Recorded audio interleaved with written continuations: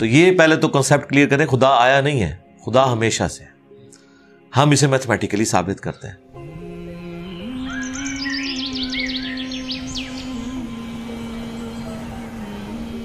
देखें, जो universal truth establish हो चुके हैं उसको तो आप कोई दोबारा से चैलेंज ना करें। यानी ये यूनिवर्सल ट्रूथ है कि 2 + 2 = 4। ठीक है, अब इसे कोई 5 या 3 बनाने की कोशिश करे तो जुल्म पर मबनी काम कर रहा है। आप दोबारा से व्हील भी इन्वेंट कर लें तब भी ये मैथमेटिकल इक्वेशन तो अपनी जगह रहेगी। बिल्कुल इस तरीके से ये चीज एस्टेब्लिश हो चुकी है कि कायनात पहले नहीं थी तो आई है।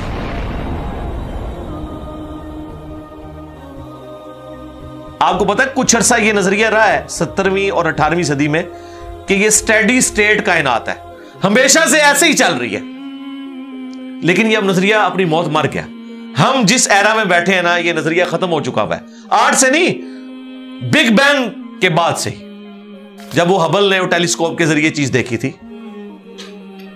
1920s में, तो हबल ने ये देखा कि कायनात में जितने भी ये इजराम फल्की हैं, यानी आसमान पे जितने आपको सियारे सितारे नजर आ रहे हैं ना, इनमें एक कॉमन चीज ये है कि सब एक दूसरे से दूर जा रहे हैं। और उसके लिए उसने स्पेक्ट्रम जब ड्रा किया, स्पेक्ट्रम जब ग्रेजुअली किसी चीज का लाइट का स्पेक्ट्रम रेड की तरफ शिफ्ट हो, इट मींस कि वो आपसे दूर जा रही है। तो ये चीज लॉजिकल थी कि जब ये दूर जा रही है तो इसको टाइम में रिवर्स किया जाए तो किसी एक जगह से शुरू ही हो। यानी मैं हाथ में कुछ बॉल्स पकड़ूं और उन्हें यूं फेंकूं, सारे एक दूसरे से दूर जाएंगे। और ये एक यूनिवर्सल ट्रूथ है कि ये दूर इसलिए जा रहे हैं कि कहीं एक जगह से ये स्टार्ट हुए थे। ये तो एक नेचुरल चीज है।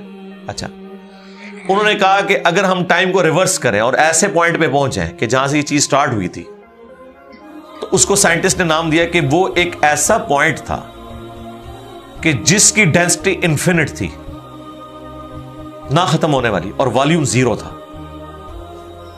वॉल्यूम 0 है और डेंसिटी इंफिनिट है। इट मींस क्रिएशन एक्स नहीं लो, अदमे महज से वजूद, कुछ नहीं था तो ये हो गया। और फिर वो कहते हैं कि ये जो बिग बैंग हुआ है, इस बिग बैंग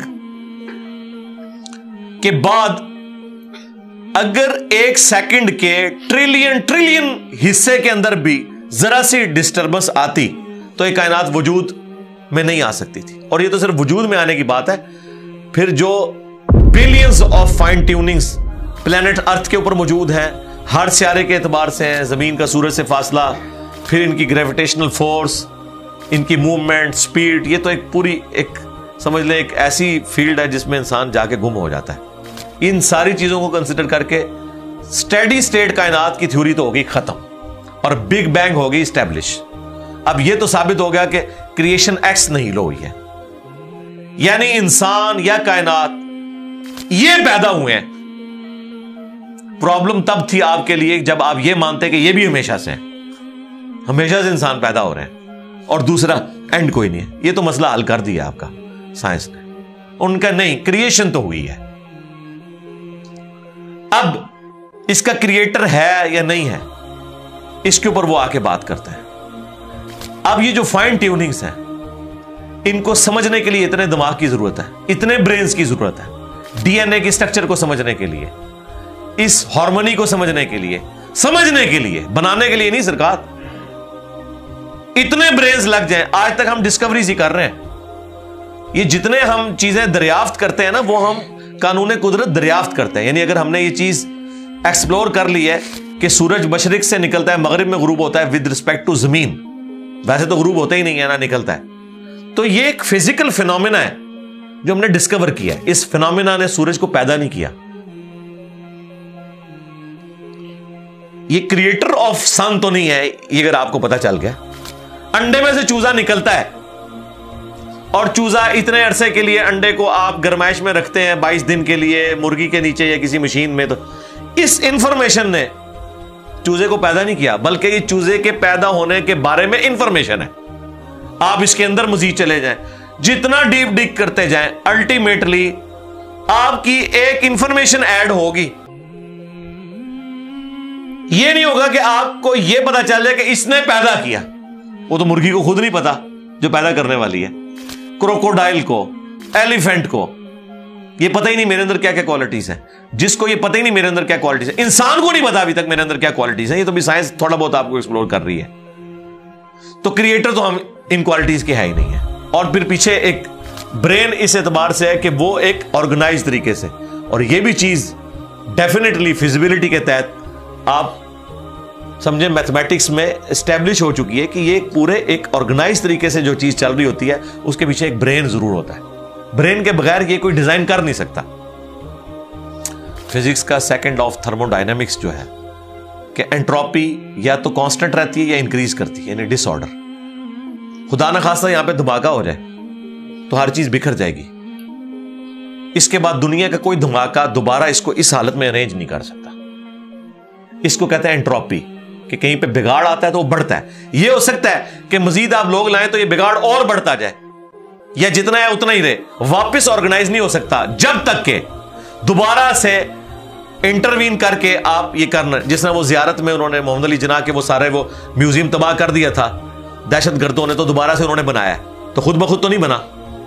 धमाके के बाद तो सब कुछ खुद ब खुद फैल गया था, लेकिन दोबारा उस जगह पे लाने के लिए आपको बजट लगा है, ब्रेन लगा है, एफर्ट पुट किए हैं, फिर जाके वो ऑर्गेनाइज हुआ है।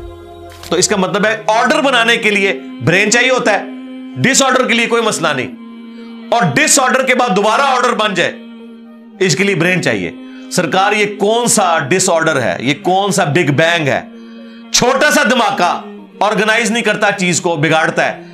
और इतना बड़ा धमाका, इतना बड़ा ऑर्डर ले आया है कि प्लेनेट अर्थ के ऊपर 2 मिलियन से ज्यादा स्पीशीज हैं। एक एक स्पीशी के ऊपर आप जिंदगी गुजारें, आप सिर्फ उसकी आदतें ही नहीं बता सकते क्या है। ये तो छोड़ दें कि ये बनी कैसी है। तो ये तो एक ना खत्म होने वाला सिलसिला है। तो ये ब्रेन तो एस्टैब्लिश है। अब अगला स्टेप ये है कि ये जो ब्रेन है, वो रिचर्ड डॉकिंस भी कहता है ना द गॉड डिल्यूजन में, जब फ्रेड हायल का जुमला उसे कोट किया गया ना, फ्रेड हायल एक बहुत बड़ा समझे फिलोसोफर भी था, साइंटिस्ट भी था। उसने कहा था कि इंसान का बन जाना खुद ब खुद ये इसी तरह का फिनोमेना है, ये इससे बढ़कर कॉम्प्लेक्स फिनोमेना है कि कोई शख्स ये क्लेम करे कि कोई हवाई झक्कड़ टॉर्नेडो चला और उसने कूड़े कबाड़ के ढेर से मटेरियल उठाया और एक बोइंग 747 तैयार कर दिया। ये दुनिया का कोई पागल बेवकूफ आदमी भी ये बात नहीं मानेगा। उसको छोड़ दे, एक बाल पॉइंट बनने को कोई नहीं मानेगा। तो उसने कहा इससे कॉम्प्लेक्स चीज इंसान है, उसको तुम ये माने हो कि खुद ब खुद मान गई है बगैर किसी ब्रेन के। अच्छा, तो इसका जवाब आपको पता है रिचर्ड डॉकिंस ने क्या दिया? उसने एक चैप्टर बनाया, उसकी हेडिंग रखी द अल्टीमेट बोइंग 747। उसने कहा फिर सबसे बड़ा बोइंग 747 तो गॉड है। आप ये कह रहे हो कि इंसान इतना कॉम्प्लेक्स है कि खुद बन नहीं सकता किसी के बनाए बगैर, तो जो इसको बनाने वाला है वो तो उससे ज्यादा कॉम्प्लेक्स है, वो तो अल्टीमेट बोइंग 747 है। अगर इतना मुश्किल इंसान डीएनए स्ट्रक्चर वाला, ये आप कहते हो खुद नहीं बनेगा, इसको कोई बनाएगा, तो जिसने इसे बनाया है वो तो इससे ज्यादा कॉम्प्लेक्स चीज है, तो उसका भी कोई क्रिएटर होना चाहिए। तो हमने क्या कहा था, रुको जरा, सब्र करो, for the sake of argument हम तुम्हारी बात के साथ एग्री करते हैं, लेकिन आगे चल। हाँ, वो जो क्रिएटर है जिसने हमारे क्रिएटर को बनाया होगा, तो यकीनन वो हमारे क्रिएटर से भी ज्यादा कॉम्प्लेक्स क्रिएटर होगा, तो फिर उसका भी कोई क्रिएटर होना चाहिए। अब तू क़यामत तक लगा रहा है, ये इक्वेशन कहीं खत्म नहीं होगी। ता वक्त के कोई एक क्रिएटर ऐसा हो जिसे किसी ने ना बनाया हो, तो वही तो है लम यलिद वलम यूलद। सूरह इखलास में ही तो डेफिनेशन है, लम यलिद वलम यूलद। सरकार ये आपको मैथ समझा सकती है, ये आपको फिजिक्स समझा सकती है। ये कितनी बड़ी डेफिनेशन है। हमने बचपन में ऐसे ही याद कर लिया कि ना उसका कोई बाप है ना कोई बेटा, ना, ये तो हम एक अखलाकी से तर्जुमा कर रहे हैं ना। तो एक्चुअल तर्जुमा है कि ना वो खुद किसी से निकला है ना उससे कोई निकला है, वो हमेशा से है। इसलिए बुखारी मुस्लिम में हदीस है कि तुम्हारे पास शैतान आता है ना, तो कहता है पहाड़ों को किसने बनाया? तुम कहते हो अल्लाह ने। पूछता है दरख्तों को किसने बनाया, कहता है अल्लाह ने। तुम कहते हो उसको जवाब के तौर पर, जब वो सवाल पूछता है फिर मुख्तलिफ सवाल करता है, तुम अल्लाह कहते हो, एंड पे वो कहता है अल्लाह को किसने बनाया। अब तुमने कहना है फिर इस पे कुल हुवल्लाहु अहद अल्लाहुस समद लम यलिद वलम यूलद वलम यकुल लहू कुफुवन अहद। जरा नबी अलैहिस्सलाम तो इतना ही कह सकते थे ना, आपको अल्लाह ताला ने हमारी हिदायत का इमाम बनाया, ठीक है। लेकिन बाद में जब ये मैथमेटिकल इक्वेशंस, साइंटिफिक डिस्कवरीज और ये यूनिवर्सल ट्रूथ इंसानों को अल्लाह ताला ने दरियाफ्त करवाए हैं, तो अब हम बड़ी आसानी से इसको मजीद एक्सप्लेन कर सकते हैं कि अगर कोई क्रिएटर का क्रिएटर है तो उसका भी कोई क्रिएटर होगा। और यूं ये एक समझ ले ना खत्म होने वाला सिलसिला शुरू हो जाएगा। ये आपको अच्छा, अब आप सोच रहे हो कि ये क्यों मानना पड़ेगा कि कोई एक ऐसा होना चाहिए कि जिसका, ये इसलिए मानना पड़ेगा कि दूसरी तरफ इक्वेशन जो है वो फिजिकली मेरे सामने मौजूद है कि मैं हूं, क्रिएशन मौजूद है। अगर एक थ्योरी होती ना कि ना क्रिएशन होती ना क्रिएटर, तो हमें कोई चीज मजबूर नहीं करती थी। अब हमारी मजबूरी यह है कि कायनात हमारे सामने है, हम जिंदा मखलूक हैं, हम सब कुछ देख रहे हैं, क्रिएटेड चीजें मौजूद हैं, तो दूसरे एंगल पे हमें जाना पड़ेगा और अल्टीमेटली किसी एक क्रिएटर पे रुकना पड़ेगा, कोई क्रिएटर ना हो उसका। इसलिए मैंने अपनी वीडियोस में बारहा कहा है, अगर आप मुझसे पूछें कि अल्लाह ताला की कौन सी ऐसी क्वालिटी है जो इमेजिनेशन से बाहर है, जिसकी आपको मिसाल भी नहीं बयान कर सकते। देखें, अगर अल्लाह ताला कहता है मैं सुनता हूं देखता हूं, तो हम इसका एक धुंधला तस्वुर ला सकते हैं कि मैं भी सुनता हूं और देखता हूं, अगरचे मेरा उधार का है, अल्लाह का जाती है, मेरा लिमिटेड है, अल्लाह का अनलिमिटेड है, मेरा डिपेंडेंट है, अल्लाह का इंडिपेंडेंट है। हर चीज को आप इमेजिन कर सकते हैं, लेकिन अल्लाह की जो ये क्वालिटी है कि वो हमेशा से है, कभी कोई वक्त ऐसा नहीं था कि वो नहीं था। ये एक ऐसा अंधा कुआं है, ये वो कॉन्सेप्ट है कि जिसमें आप गर्क भी हो जाए आपको इसका कोई सिरा नहीं पकड़ाई देगा, ठीक है। और ये अल्लाह की ऐसी क्वालिटी है। बहरहाल ये क्वालिटी तो हम अल्लाह के साथ शेयर नहीं कर सकते, लेकिन जो उसकी दूसरी क्वालिटी है कि वो हमेशा के लिए है, उसने देखे आपको शेयर कर लिया है अपने साथ, खालिक और मखलूक के फर्क के साथ हमेशा की जिंदगी उसने जन्नत में आपका मुकद्दर कर दी है। यानी वो क्वालिटी तो शेयर नहीं हो सकती कि हमेशा से हो, लेकिन हमेशा के लिए हो, ये उसने आपको दे दी है। देखें, ये वो कॉन्सेप्ट है जिसके बाद आप अल्लाह से मोहब्बत करें कि देखें वो अकेला था, उसने अपने साथ आपको शरीक कर लिया, इस एतबार से कि खालिक और मखलूक का फर्क तो है, लेकिन उसने देखें आपको क्या क्या नेमतें जन्नत में देनी है। आप ख्वाहिश करेंगे वो चीज आपके सामने आ जाएगी। इसी के लिए मैंने वो मिनी गॉड की टर्म डिवाइस की थी खालिक और मखलूक के साथ समझाने के लिए। और आसमान और जमीन की पैदाइश में गौर करने का मतलब यह है कि फिर जो कुछ आसमान और जमीन में आपको नजर आ रहा है, उसमें सितारे भी हैं, सूरज भी है, और जमीन में जो कुछ भी नजर आ रहा है, एक एक चीज के अंदर अल्लाह की कुदरत की निशानियां मौजूद है।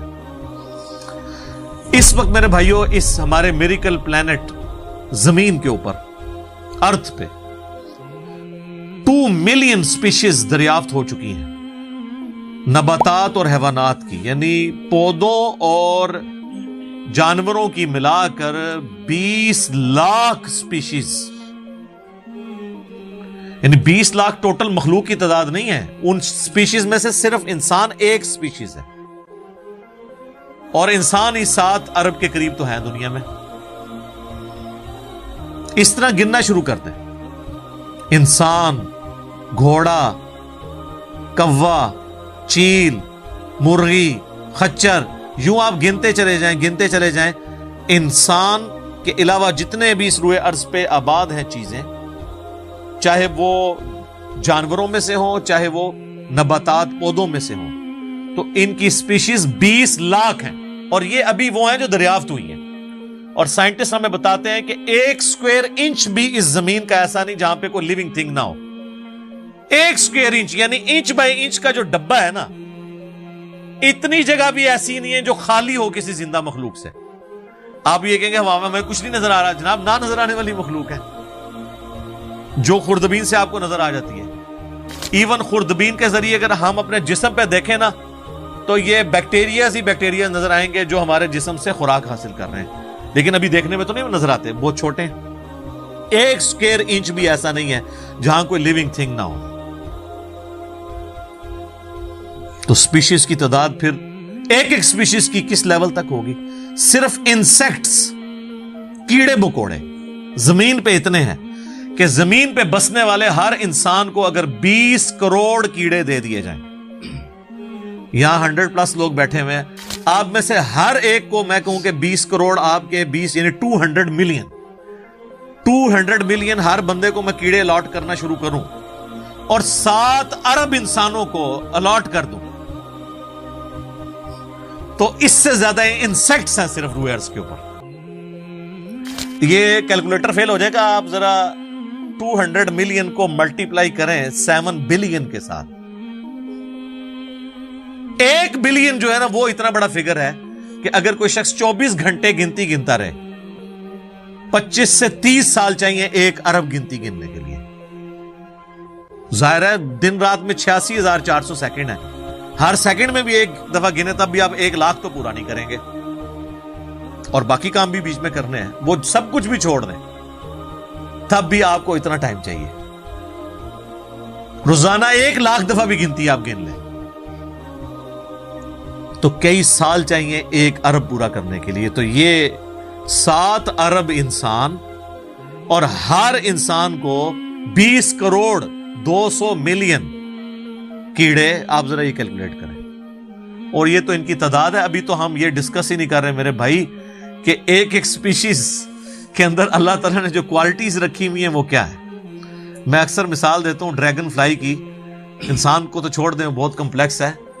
ये जो हेलीकॉप्टर हम जिसे कहते हैं, एक छोटा सा आप समझ लें कीड़ा है हवा में उड़ने वाला, उसके एक ढेले के अंदर 25,000 आंखें हैं, और आप देख लें वो जिस अंडे से निकलता है ना, वो बाल पॉइंट के नुक्ते जितना अंडा है। जमीन और आसमान की मखलूकात मिलके कोई अंडा ऐसा नहीं बना सकती जिसमें से ड्रैगन फ्लाई निकल आए। मुर्गियां जो अंडे देती हैं, कबूतर जो अंडे देते हैं, उनमें से उनके चूजे निकलना वो तो अनइमेजिनेबल है, वो तो कुछ सोच नहीं सकता। जमीन और आसमान की सारी मखलूकात मिलके एक बीज ऐसा नहीं बना सकती जिसको जमीन में बोया जाए और वो 6 अरब गुना बड़ा दरख्त बन जाए। तो जो काम करने से नहीं हो सकता वो खुद ब खुद कैसे हो सकता है? और इस क्रिएशन का क्लाइमैक्स इंसान है। इंसान पे ही बात की जाए ना तो 1 घंटा चाहिए। इंसान को जो अल्लाह ने क्वालिटीज दी हैं जिसका उसे खुद भी नहीं पता।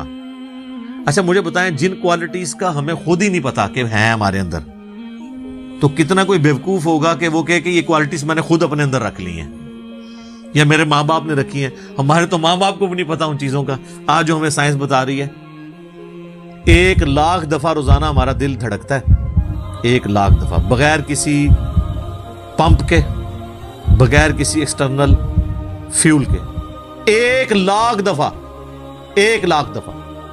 अच्छा, और 1 लाख दफा धड़कने के बाद वो 10,000 लीटर खून पंप करता है हमारी नसों में, हर बंदे के।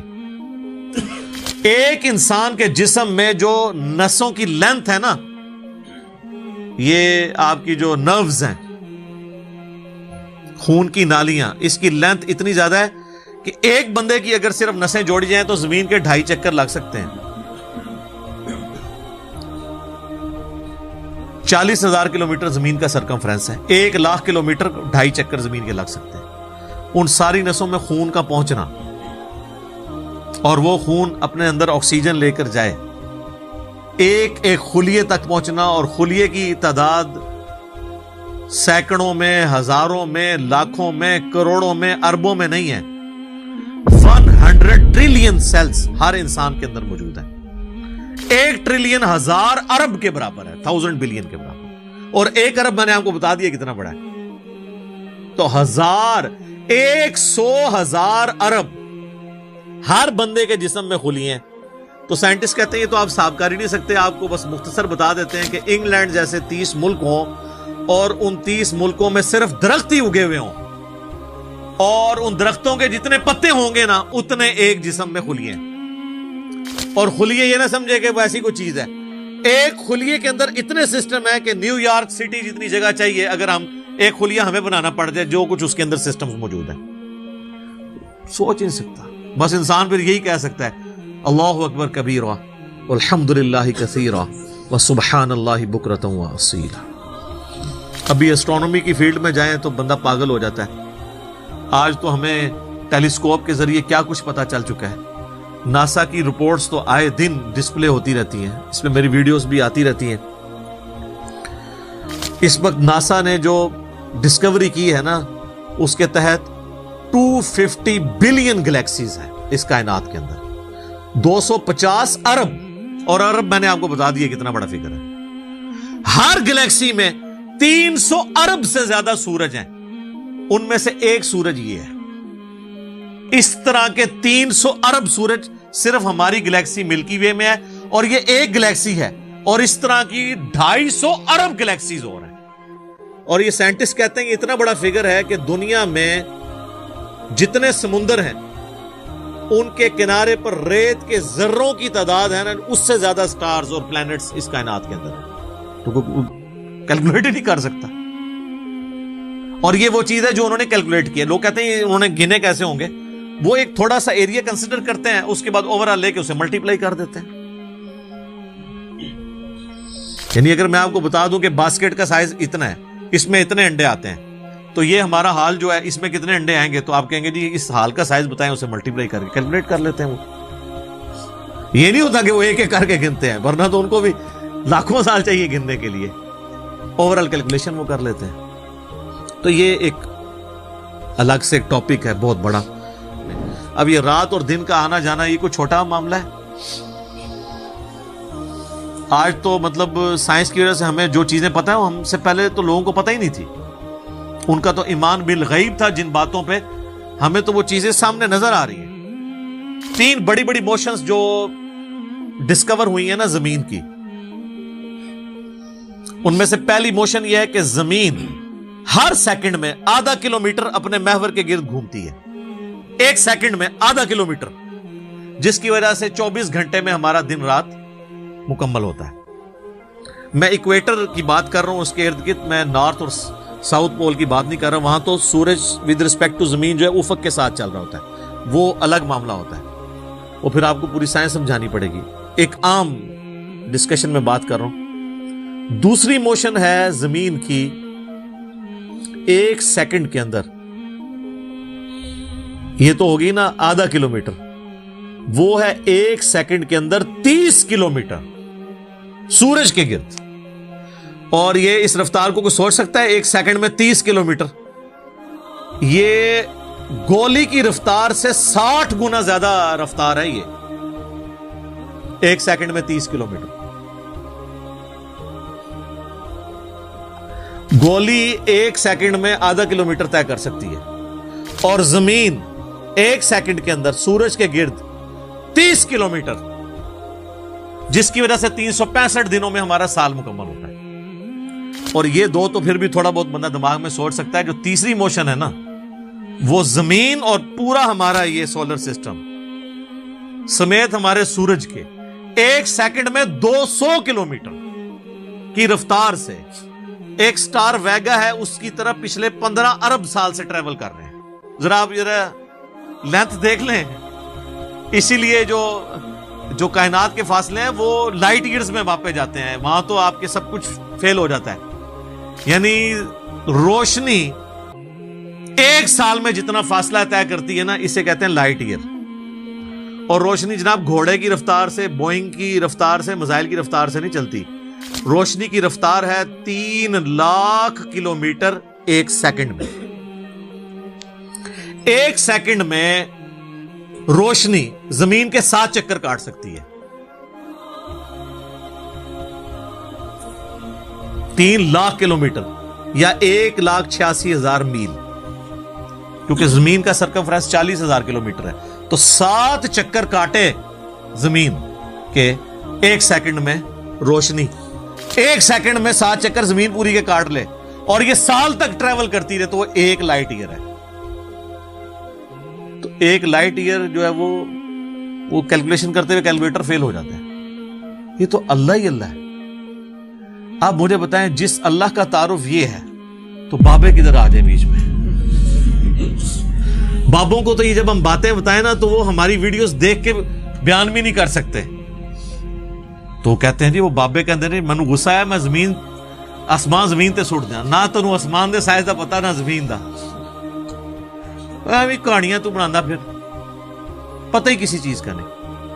तो आज जिस तरह खुदा उभरा है, वो अल्लामा वहीदुद्दीन खान साहब है इंडिया के, 95 ईयर्स उनकी एज ऑलमोस्ट। उन्होंने एक किताब लिखी है द गॉड अराइजेस, खुदा उभरता है। खुदा जिस तरह उभरा है ना जी इस लेटेस्ट वर्ल्ड के अंदर साइंटिफिक फिनोमेना की डिस्कवरी के बाद, अभी तो आप स्ट्रक्चर ऑफ जीन के ऊपर डिस्कशन करना शुरू करें, ये जीन्स क्या बला हैं और इंसान और नबातात और हैवानात की रिप्रोडक्शन का क्या सिलसिला है, ये तो अनबिलीवेबल डाटा है, कोई इंसान सोच भी नहीं सकता। और ये इतना मैनेजेबल है कि साइंटिस्ट हमें कहते हैं कि ये सारी की सारी चीजें इतनी फाइन ट्यून है कि अगर एक बाल पॉइंट अपनी नोक पे खड़ा किया जाए तो खड़े नहीं हो सकता, कितना बैलेंस आप मर्जी कर लें। 1 अरब साल तक अगर वो अपनी नोक पे खड़ा रहे, इससे ज्यादा बैलेंस इस कायनात के अंदर है, और वो जरा सा भी डिस्टर्ब हो जाए तो ये कायनात तबाह हो जाए। ये तो बहुत कुछ इसमें बयान किया जा सकता है, लेकिन मैं उसको स्किप करता हूं। बाकी अल्लाह से हम उम्मीद करते हैं कि ये अल्लाह करे। पिछला कुरान तो हमारा 344 लेक्चर्स में मुकम्मल हुआ था 9 सालों के अंदर, तो इस दफा तो लग रहा है शायद ये कोई 400 लेक्चर्स बन जाएं या 450, लेकिन कोशिश मैं ये कर रहा हूं कि इन डेप्थ गुफ्तगू की जाए, कोई तशनगी किसी की बाकी ना रहे कि इस आयत में ये एक इंपॉर्टेंट चीज थी जो इससे रिलेटेड थी, वो ब्रीफ करना जरूरी थी। बाकी तो कुरान की तफसीर पिछले 1400 साल में सैकड़ों लिखी गई, हमारे बाद भी लोग बयान करेंगे, ये किताब कभी पुरानी नहीं होगी। हर आने वाला दौर कुरान हकीम की नई नई चीजें लोगों के सामने आश्कार कर रही है, तो एक ना खत्म होने वाला मामला है। ये अल्लाह की किताब है, कोई इंसान की लिखी हुई किताब नहीं है। और ये याद रखिएगा, इल्हामी किताबें कभी पुरानी नहीं होती, क्योंकि ये ह्यूमन इंस्टिंक्ट से डील करती हैं। बाकी आप कोई भी किताबें देखें, कुछ अरसे बाद नई थ्योरी आ जाएगी, नई डिस्कवरीज आ जाएंगी, वो चीजें नई नई जो है वो इन्वेंशंस आ जाती हैं, पुरानी एब्सोल्यूट हो जाती हैं। अब देख लें, हमने तो अपनी जिंदगी में कई चीजें एब्सोल्यूट होते देखी हैं। ये जो लैंडलाइन फोन है, पूरे मोहल्ले में एक फोन होता था, आज आपको पूरे शहर में भी एक फोन ही नजर आएगा मोबाइल फोन के बाद। लेकिन इल्हामी किताबें पुरानी इसलिए नहीं होती कि आज से 10,000 साल पहले के इंसान की भी ह्यूमन इंस्टिंक्ट वही थी जो आज है और जो क़यामत तक है, जो अल्लाह ने हमारी जिबिलत में रखी है। बीवी बच्चे माँ बाप, ये मुआशरा, इसके साथ किस तरह डील करना है और इस सिस्टम में रहते हुए अल्लाह को कैसे राजी करना है, ये इश्यूज हमेशा इसी तरीके से रहेंगे। इसलिए इल्हामी किताबें कभी पुरानी नहीं होती। और देखें, आज भी आप किताब पढ़ते हैं तो लगता है आज की बात होगी। फिजिकल फिनोमेना ऑफ नेचर का इल्म, क्या कुरान की 1000 आयात साइंटिफिक फैक्ट्स के ऊपर नहीं है, फिजिकल फिनोमेना ऑफ नेचर के ऊपर? तो साइंस का इल्म तो खुदा का इल्म है ना, खुदा का ही तारुफ है ना साइंस के जरिए। The knowledge obtained through observations and experiments is known as science. ये साइंस की डेफिनेशन है। आप ऑब्जर्व जो करते हैं और एक्सपेरिमेंट करते हैं, उससे जो इल्म हासिल, तो ऑब्जर्व क्या कर रहे हैं? तो कुरान भी तो ये कह रहा है, अफला यंजुरूना इलल इबिली कैफ़ खुलिक़त, क्या तुमने ऑब्जर्व नहीं किया हमने ऊंट को कैसा बनाया, पहाड़ों को कैसी उठान दी, आसमान को कैसा बनाया, जमीन को कैसा बिछोना बनाया। 1000 आयात कुरान की, ऑलमोस्ट 6500 आयात में से वो फिजिकल फिनोमेना ऑफ नेचर से रिलेटेड है। साइंस का इल्म है ही है। तो ये दुनिया का इल्म जो आप कह रहे हैं, ये दीन ही का इल्म है, ये कोई दुनिया का इल्म नहीं है। हजरत आदम अलैहिस्सलाम को कुरान कहता है कि हमने चीजों के नाम सिखा दिए थे। ये तो नहीं कहता कि बता दिए थे कि अल्लाह ताला के नाम के 3 दफा पढ़ने हैं तो ये सवाब होगा। हर चीज का नाम सिखा दिया था। पोटेंशियली वो उनके दिमाग में वो दरख्त बो दिया गया था जो आज इतना बड़ा हो चुका है कि इंसान ने ऐसे जहाज बना लिए हैं जो 500-600 मुसाफिरों को लेके 8,000 किलोमीटर तक बगैर रिफ्यूलिंग के उड़ सकते हैं। और उड़ते नहीं, सिर्फ लैंड भी करते हैं। ये सबसे मुश्किल काम है। लोग कहते हैं जी मिसाइल टेक्नोलॉजी मुश्किल है। जनाब, मिसाइल टेक्नोलॉजी तो शायद ही कोई नहीं जो ये बोइंग की टेक्नोलॉजी है, क्योंकि मिसाइल तो आपने छोड़ना है, उसने फटना है, वापस नहीं आपने उतारना। लेकिन स्पेस शटल को, बोइंग जहाज को उड़ा के आपने उतारना भी है, बंदे बीच में बैठे हुए हैं। ये मुश्किल टेक्नोलॉजी है, तो करके दिखाया ना। ये इंसान जब भी कोई चीज डिस्कवर करता है ना, सबसे पहले उसका नाम रखता है। तो पोटेंशियली आदम अलैहिस्सलाम को तमाम चीजों के नाम सिखा दिए थे जो फरिश्तों को भी नहीं आते थे। इंसान की फजीलत उसी अक्ल की वजह से। तो ये कोई दुनिया का इल्म नहीं है, ये अल्लाह ताला का फेल है। ये कायनात है कि नहीं? कुरान अल्लाह का कलाम है और कायनात अल्लाह का फेल है। अल्लाह ने बनाई है ना, क्रिएटर ने। अल्लाह के फेल का इल्म हासिल करना, ये दुनियादारी कैसे हो गई? ये दुनियादारी उस सूरत में होगी जब इसके बाद आप खुदा को ना पहचाने। वो तो सर, कुरान पढ़ के भी अगर आपने खुदा को नहीं पहचाना और कुरान बेचने का जरिया और चंदे कमाने का जरिया बनाया, तो आपसे एक फिजिक्स का प्रोफेसर बेहतर है। कम से कम उसने खुदा की किताब को तो नहीं बेचा अपने जाती फतवों की खातिर। ये तो बाद के अमाल बताते हैं कि आप इसमें से निकाल रहे हैं। तो आज साइंस की बरकत से मेरा ख्याल खुदा का तारुफ जितना हमें हुआ है, हमारे इस्लाफ को नहीं था। और आज जिस बेहतरीन अंदाज में हम क्रिएटर का तारुफ एक इंसान के सामने रख सकते हैं, आज से पहले तसव्वुर भी नहीं था कि ऐसा भी हो सकता है। लोग फखरिया लिखते हैं जनाब, वो इमाम गजाली ने भी लिखा कि जी सूरज जो है वो जमीन से 50 गुना बड़ा है, 60 गुना बड़ा है, या 5 गुना बड़ा है, अल्लाह की कुदरत बताने के लिए। लेकिन सरकार आज हमसे पूछे 13 लाख गुना बड़ा है, तो शायद इमाम गजाली भी ये सुन के बेहोश हो जाएंगे। अच्छा, एड्डा बड़ा है, ठीक है, जमीन तो भी 13 लाख गुना बड़ा। स्ट्रक्चर ऑफ डीएनए, जीन्स की स्ट्रक्चर, सरकार अक्ल दंग रह जाती है। साइंटिस्ट कहते हैं कि एक चाय के चम्मच में इतने जीन्स आते हैं और उनके अंदर इतना डाटा कोड हो सकता है जितनी इंसानी तारीख में आज तक किताबें दुनिया की लाइब्रेरीज में पड़ी हुई हैं। ये किसने रखा है? एक बीज के अंदर इतना डाटा रख दिया कि 6 अरब गुना बड़ा दरख्त बनता है और साल हर साल फल देता रहता है। सब कुछ उस बीज में से निकला हुआ है। दुनिया की कोई हार्ड डिस्क इसको स्टोर नहीं कर सकती।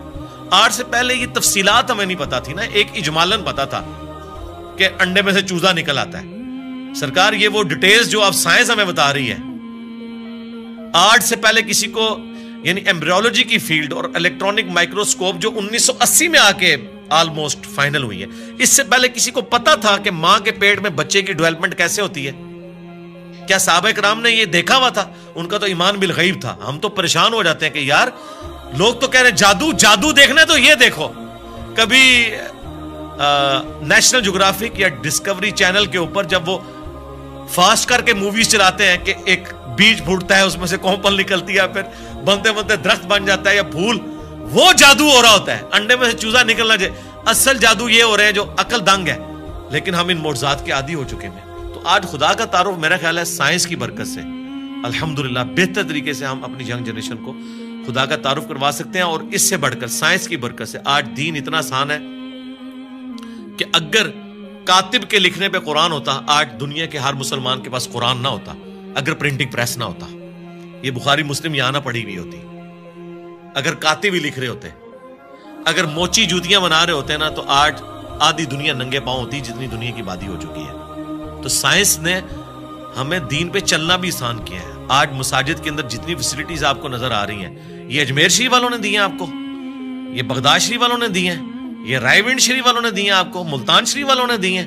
नहीं सरकार, ये साइंस ने आपको दी है। तो हमें तो साइंस को गले से लगाना चाहिए था कि इसने रिलीजन पे चलना सा। ये जो मैं और आप बैठ के बात कर रहे हैं, आप 1 रुपया भी खर्च नहीं करेंगे और दुनिया के सारे बड़े आजमों में आपकी वीडियो पहुंच जाएगी। अगर आपको कोई टीवी चैनल इंटरनेशनल खरीदना पड़ जाए, आपकी नस्लें भी पैसा जोड़े तो नहीं खरीद सकती। यूट्यूब ने आपको फ्री दे दिया, उल्टा आपको मोनेटाइजेशन के वो पैसे भी देता है अपलोड करने के।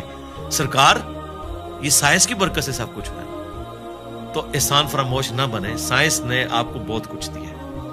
अली भाई, ये ऐसा क्यों है कि कुछ लोग साइंस पढ़ते हैं और उनको साइंस के दरियाफ्त किए गए कवानीन के ज़रिए खुदा का निज़ाम नज़र आता है, और कुछ ऐसे लोग हैं जो साइंस पढ़ते हैं और उनको कोई निज़ाम नहीं नज़र आता, उनको एक ऐसी दुनिया जो बस बेवजह बेमकसद जारी नज़र आती है। वो कायनात में कहकशाओं में देख के, जिस तरह मगरिब में आप देखें नील डिग्रास टाइसन हैं, वो कॉस्मोलॉजी की बड़े प्रोग्राम्स बनाते हैं डिस्कवरी पे, और हमेशा उनका नुक्ता नज़र यही होता है कि कोई ऐसा खालिक नहीं है जिसका निज़ाम ये रवां हो।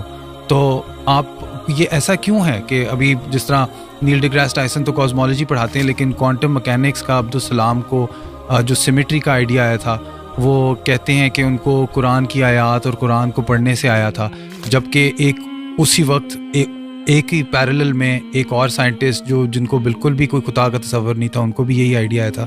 तो ये इस तरह का तसादुम हमें क्यों महसूस होता है साइंस के अंदर कि वो दीन के या खिलाफ हैं या उनको दीन और खुदा मिल रहा है बीच में?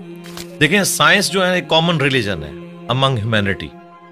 साइंस किसी का ठेका नहीं है कि ये मुसलमान इसको लेके चलेंगे या हिंदू या क्रिश्चियंस या ईसाई यहूदी लेके चलेंगे। सब ने अपने अपने लेवल के ऊपर कंट्रीब्यूट किया है साइंस को। इस वक्त इस मॉडर्न एज के अंदर हमें सबसे ज़्यादा कंट्रीब्यूशन क्रिश्चियंस की नज़र आती या एथियस्ट की नज़र आती। उसकी वजह से ये मोनोपली बना के एक कल्ट बन चुके हैं। एथियज्म भी तो इस वक्त एक मजहब ही बन चुका है ना। मैंने तो देखा है जितना बद अखलाक मैंने इन लोगों को पाया है, इनके मुकाबले पे अगर कोई है तो वो मजहबी तबका है। एक लेवल की इनकी गुमराही है। जैसे ये अपना वो कॉन्फिडेंस लूज करते हैं ना दलाइल में, तो फिर ये अपने अखलाकी रवैये जिसका ये हमें दर्स देते हैं उससे पीछे हट जाते हैं, किसी एक ग्राउंड के ऊपर खड़े नहीं हुए। बाकी ये ज़रूरी नहीं होता कि आप अगर साइंस को पढ़ रहे हैं तो इसके बाद आप खुदा तक पहुंच जाएंगे, जब तक कि आप ओपन माइंड होके प्री डिटरमिन्ड रिजल्ट्स के बगैर ना देखें। मैंने तो देखा है कई लोग एक फील्ड के अंदर बड़े एपेक्स के ऊपर होते हैं, लेकिन दूसरी फील्ड के अंदर उन्होंने अपने उसूल और मुबादी डिफरेंट रखे होते हैं। मैं गांधी साहब का हवाला दूंगा। वो अपने पंजाब यूनिवर्सिटी का कोई वाकया सुना रहे थे कि कोई एक टीचर है जो तबलीगी जमात से ताल्लुक़ रखते थे, उन्होंने फाइनेंस की फील्ड में या इकोनॉमिक्स की फील्ड में कोई लेक्चर दिया तो कहते हैं कि कमाल कर दिया। लेकिन जब बाद में मैंने दीन के बारे में उनसे डिस्कशन की, हालांकि उनका हुलिया वही था मजहबी, तो लगा कि आसमान से ज़मीन पे आ गए। दीन के मामले में आप यहाँ पे भी देख लें कितने लोग हैं, रिटायर्ड जनरल्स हैं, सुप्रीम कोर्ट के जजेस हैं, इसी तरीके से डॉक्टर्स हैं, इंजीनियर्स हैं, लेकिन दीन के मामले में वो अनपढ़ मौलवी के पीछे आंखें बंद करके चल रहे हैं। वहां उन्होंने उसको अप्लाई नहीं किया। साइंस की फील्ड में मैंने देखा है कि हाथी के ऊपर 40 साल लगा दिए, 25 साल लगा दिए क्रोकोडाइल के ऊपर, लेकिन इस तरफ नहीं सोचा कि किसने ये क्वालिटी उसको दी है। वो क्वालिटीज जो आज साइंस हमें बता रही है, जो क्रोकोडाइल को खुद भी नहीं पता होगा कि मेरे अंदर ये कॉम्पिटेंसी है, वो उसको यूज कर रहा है। जिस तरह हम कई चीजों के यूजर हैं, मोबाइल के हम यूजर हैं, हमें तो नहीं पता इसके अंदर क्या सिस्टम है, चले मुझे या आपको पता होगा साइंस की वजह से, आम बंदे को तो नहीं पता, लेकिन वो यूज कर रहा है। इस तरह ये तमाम जानदार वो कॉम्पिटेंसीज यूज कर रहे हैं जिसका उन्हें खुद भी नहीं पता। तो यकीनन जिसका उन्हें खुद नहीं पता, उसके पीछे जो साइंस है उसका नहीं उनको पता, तो वो खुद तो उन्होंने अपने आप को नहीं बनाया होगा जब उनका अपने बारे में नॉलेज इतना लिमिटेड है। तो ये बेसिकली जिस तरह डॉक्टर इसरार साहब फरमाते थे ना कि इन्होंने एक आंख बंद की हुई है, एक मादे की आंख से देख रहे हैं। God is the only explanation of all the physical phenomena in this universe.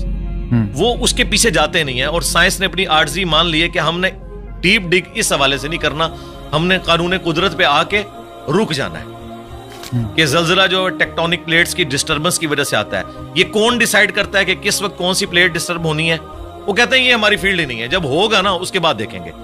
Gravitational force है, पूरे दुनिया के निजाम को, कायनात के निजाम को इसने बांधा हुआ है। वो कहते हैं बस ये फोर्स है ना, ये कहां से आई? वो कहते हैं ये हमारी फील्ड नहीं है, हम बस इधर तक। तो साइंस फिजिकल वर्ल्ड से ताल्लुक रखती है और इसके बाद मेटाफिजिक्स को ये डील नहीं करती। तो ये उनकी आर्जी है, मैं समझता हूं। साइंस जो है वो फलसफा जो हम पुराना लेके चल रहे थे, कोरोलरीज बना के अजीब व गरीब रिजल्ट निकालते थे, उससे तो जान छूटी। कम से कम कोई चीजें हम मैथमेटिकली प्रूफ कर सकते हैं। तो ये जिन लोगों का आप जिक्र कर रहे हैं ना, ये उस तरफ जाते नहीं। जो कोई जाता है ना, फिर वो इस बात तक पहुंच जाता है। और उसका सबूत यह है कि आप इन लोगों को हमारे साथ बैठाएं, हम 2-4 काउंटर क्वेश्चन इनके साथ करेंगे तो आपको नजर आएगा ये आसमान से जमीन पे गिर पड़ेंगे कि यार हमने इस तरफ तो कभी गौर ही नहीं किया। जिस तरह एक छोटा बच्चा एक खिलौने के साथ खेलता रहता है, जब तक उसके दिमाग में आप ये चीज हाईलाइट ना करें कि यार ये कैसे बना होगा, ये वर्किंग कैसे करता है, कोई खास लेवल से आगे सोचता नहीं है, बस वो सिर्फ यूजर होता है। जिस तरह हम लोग साइंस की बनाई हुई चीजों के यूजर है ना, इस तरह ये जो नेशनल ज्योग्राफिक या डिस्कवरी या एनिमल प्लैनेट के लिए वीडियोस बना रहे हैं ना, बस ये उतनी तहकीक कर रहे हैं, उसके पीछे नहीं जाते कि यार क्रोकोडाइल जो है वो 3000 पाउंड्स के साथ चीजों को यूं ग्रिप करता है, हड्डी भी तोड़ के रख दे, लेकिन उसके खोलने की सलाहियत इतनी कम है कि उसके ऊपर अगर आप टेप भी लपेट देना तो वो अपना खोल नहीं सकता। ये कौन से मसल्स हैं जो यहां तो इतनी पावर रखते हैं, खोलने में नहीं रखते? ये किसने उसके अंदर ये क्वालिटीज रखी हुई हैं? उस बेचारे को तो खुद भी नहीं पता। आप हैरान होंगे, अभी पैसिफिक में और अटलांटिक में गहराइयों के अंदर ऐसी मखलूकात, उनकी वीडियोस आ चुकी हैं नेशनल ज्योग्राफिक और डिस्कवरी चैनल के ऊपर, कि जिनके अंदर सेम वही सिस्टम है जो आज की लेटेस्ट सबमरीन्स में यूज हो रहा है। अब हमने इतने सदियों के बाद धक्के खा के जो चीजें सीखी हैं, और वो मखलूकात तो लाखों साल से एग्जिस्ट कर रही हैं। आपकी सबमरीन का तो डिजाइनर है और इवॉल्व हुआ है ये डिजाइन कई लोगों के कंट्रीब्यूशन के बाद, और वो डिजाइन खुद ब खुद बन गया। आपकी सबमरीन में तो आप फ्यूल खुद डालते हैं, और वो जो सबमरीन्स फिर रही हैं वो अपना फ्यूल भी खुद तलाश करती हैं और अपनी रिप्रोडक्शन भी करती हैं। आपकी सबमरीन तो कोई बच्चा नहीं देती, ना उसका आगे से कोई बच्चा होता है, उसके ऊपर अरबों डॉलर लगाने पड़ते हैं। ये तो किसी के बनाने से बने हैं, और वो खुद ब खुद बन गई हैं चीजें। मैं अक्सर कहता हूं कि इस कायनात में हर चीज मौजज़ा है, लेकिन हम इन मौजज़ात के आदी हो चुके हैं। अगर कोई शख्स ऐसी दुनिया का रहने वाला हो जिससे ये एक्सपीरियंस ना हो कि अंडे में से चूजा निकलता है, और उसने अंडे को सिर्फ खाने के तौर पर तोड़ के उस लेसदार मादे को यूज किया हो, वो कभी भी यकीन नहीं करेगा इसमें से इतना खूबसूरत चूजा और ये बड़ा होके इतना बड़ा मुर्गा बन जाता है। लेकिन हमारे ये रूटीन में है, इसलिए हमें कोई ऑकवर्ड नहीं लगता। एक बीज 6 अरब गुना बड़ा दरख्त बन जाता है। अगर कोई ऐसी दुनिया का बाशिंदा हो जिसे ना पता हो कि इस बीज में से ये सारा दरख्त निकलता है और इसमें एक एक टाइनीस डिटेल इस बीज के अंदर मौजूद है, वो कभी नहीं मानेगा कि इतना डाटा इतनी छोटी सी हार्ड डिस्क में कैसे आ सकता है। फूल के लगने का टाइम, उसके पकने का टाइम, और देखें आप, एक ही जमीन से सराब होती हैं सारी चीजें, जायके मुख्तलिफ होते हैं, और ये वो चीजें हैं जो अल्लाह ताला ने सूरतुल अनाम में बयान की हैं। वो फिजिकल एक्सपीरियंसेस जो आज से 10,000 साल पहले का इंसान भी एक्सपीरियंस कर सकता था, आज का इंसान भी और आने वाला इंसान। इसलिए कुरान उस तरह की साइंस की चीजों को, फिजिकल फिनोमेना ऑफ नेचर को जो है वो डिस्कस करता है। साइंस ने, देखें, हम साइंस का इल्म हासिल करके बड़े कॉन्फिडेंट हो जाते हैं। मुझे बताएं, अगर साइंस ने ये चीज सीख ली है कि सूरज मशरक से निकलता है और मगरिब में गुरूब होता है विद रिस्पेक्ट टू जमीन, वैसे तो गुरूब ही नहीं होता, क्या इस कानून ने सूरज को पैदा किया है? क्या ये पता चल जाए कि सूरज में ये गैसेस हैं, तो क्या इस इंफॉर्मेशन ने सूरज को पैदा कर दिया? नहीं। ये सारी इंफॉर्मेशन साइंस की, मैथमेटिकल मॉडल्स जो हैं, ये इंसान को वो चीजें समझने में आसानी देते हैं। ये क्रिएटर नहीं है उस चीज के, क्रिएटर तो इस फिजिकल वर्ल्ड से हट के चीज। तो आपने आजकल के जो जदीद उलेमा हैं उनमें देखा होगा कि साइंस की थोड़ी नॉलेज की कमी है। आपके अंदर वो दोनों चीज़ें जन्म लेती हैं, दीन का तसव्वुर भी है, साइंस का भी तसव्वुर आप समझते हैं। और तो आपको ये जो पस्ती में गिर गए हैं हमारा इल्म, जहाँ तक मजहबी फिक्र के लोगों की बात है, तो आपको उसकी क्या सबब क्या है उसका, कि क्यों ऐसा हुआ है? कि एक ज़माना था, ये हमारा मदरसा सिस्टम है जी। जब अंग्रेजों की गुलामी में हम लोग रहे तो हमने, जिन लोगों ने हमें तालीम की तरफ माइल किया, बदकिस्मती के साथ उनमें से बाज लोग एक रेड लाइन को क्रॉस कर गए, जिस तरह सर सैयद अहमद खान। उसकी वजह से लोगों ने ये कंक्लूड कर लिया कि साइंस की तालीम एंटी मजहब, हालांकि ये दोनों का टॉपिक ही डिफरेंट है। फिजिक्स केमिस्ट्री के खिलाफ कैसे हो सकती है? दोनों अलग टॉपिक्स हैं। दीन जो है वो फिजिकल वर्ल्ड के साथ ताल्लुक नहीं रखता, बल्कि रिवील्ड नॉलेज के साथ ताल्लुक रखता है। हाँ, एक्वायर्ड नॉलेज, साइंस का इल्म जो इसको एड्रेस वो जरूर करता है, लेकिन इस इल्म के जरिए वो कहता है आप खुदा का तारुफ करें कि इसके पीछे खुदा है जो इन सारी चीजों को लेके चल रहा है। शुरू में सल्तनत अब्बासिया के दौर के अंदर मुसलमानों ने साइंस में बड़ी तरक्की की है। पूरी दुनिया का इस वक्त जो आपका मैथमेटिक्स का निज़ाम है, इलेक्ट्रॉनिक्स का निज़ाम है, अलजबरा के ऊपर चल रहा है।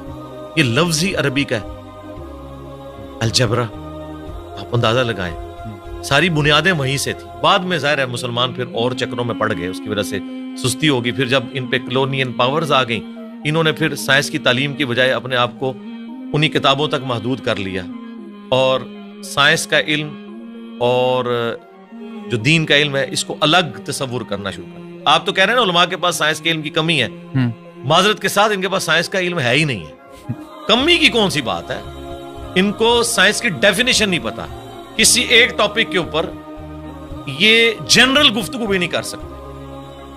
और मैं अक्सर कहता हूं कि साइंसदानों का आप हौसला देखें, आप उनकी तहकीक को बयान करें, वो खुश होते हैं। वो कभी नहीं कहते ये मेरी तहकीक थी, तुम क्यों बयान कर रहे हो। वो इतना अपने उस रिलीजन को ऑन करते हैं कि यार साइंस इस रिजल्ट पे पहुंची और साइंस फले फूले, हमें खुशी होती है। लेकिन मजहबी तबका, आप उनमें से किसी की छोटी सी तहकीक उठाएं और वो उसको आप प्रेजेंट करें, वो कहते हैं यार इसको तो आता ही कुछ नहीं था, इसने तो फलां जगह ये बात पढ़ी है।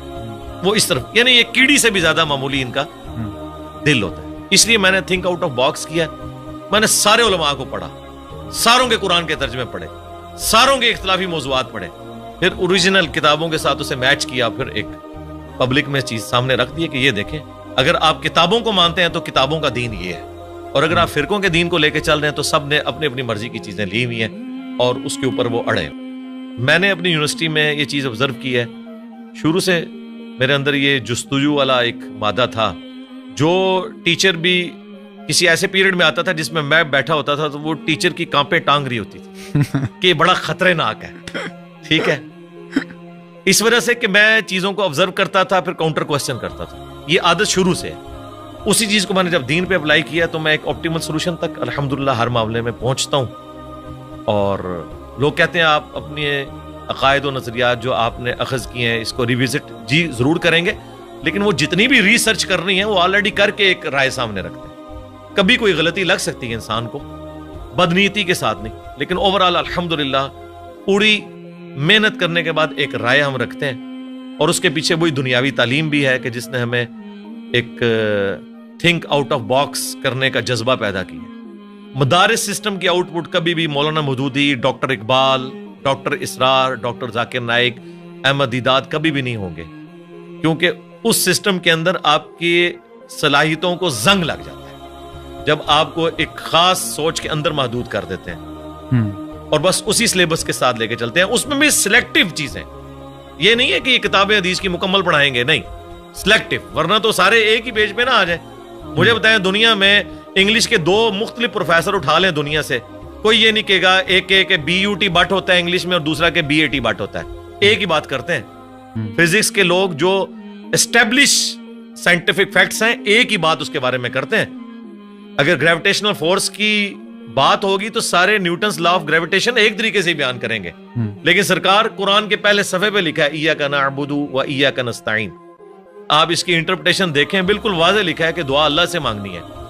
कोई कब्र वालों को पुकार रहा होगा, कोई मरे हुए लोगों को पुकार रहा होगा, कोई किसी जिन को पुकार रहा होगा, किसी फरिश्ते को। हालांकि कुरान अपनी तालीमात में बिल्कुल वाज़ेह